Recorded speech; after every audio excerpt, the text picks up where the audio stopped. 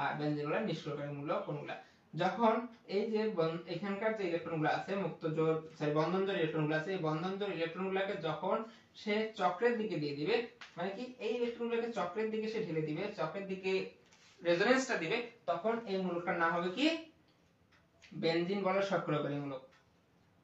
Benzene বলয় সক্রিয়কারী মূলক। তাহলে কোন এতে আবার আরেকটা নাম আছে, আরেকটা নাম হচ্ছে কি অর্থপ্যারা মূলক।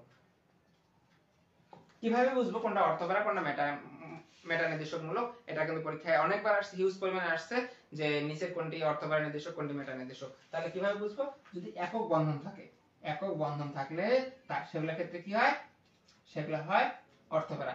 যদিও দুই একটা ব্যতিক্রম আছে, সেই ব্যতিক্রম যদি আমি শিটে দিয়ে দিব, আপনারা চেষ্টা করবেন, আপনারাও নিজেরা খুঁজে খুঁজে একটু পড়াশোনা শুরু করবেন। আর মেটা নির্দেশক কোনটা?